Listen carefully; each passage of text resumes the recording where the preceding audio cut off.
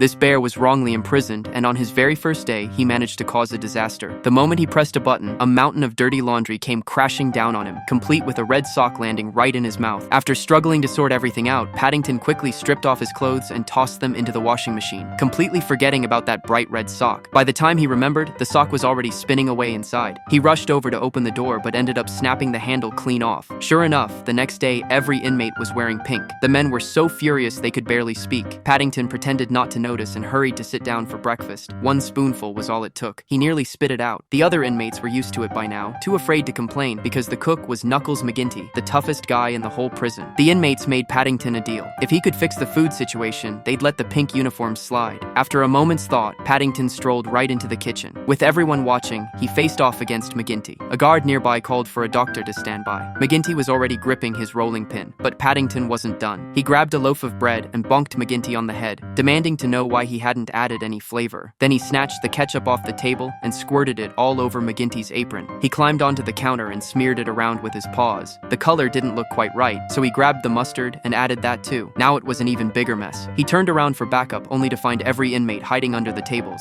McGinty grabbed Paddington, ready to flatten him like a pancake. But while struggling, Paddington managed to pull the marmalade sandwich from his hat and stuff it into McGinty's mouth. McGinty froze, as if someone had hit pause. He chewed slowly, savoring it, and discovered it was absolutely delicious. The marmalade recipe was something Paddington had learned from his Aunt Lucy, and just like that, Paddington became McGinty's right-hand bear. In exchange, he would help make the marmalade. Paddington was in charge of inspecting the oranges, while McGinty used his powerful arms to squeeze out the juice. They even discovered he had surprisingly good knife skills. After working through the night, breakfast time arrived. McGinty, who actually cared what people thought of his cooking, braced himself for more rejection. But this time, the inmates were genuinely enjoying the food. When McGinty stepped out of the kitchen, they gave him a heartfelt round of applause. The first time anyone had ever asked for seconds. Since Paddington only knew how to make marmalade, he encouraged everyone to pitch in. Inmates who had never been asked what they wanted finally spoke up, sharing their specialties and contributing new recipes.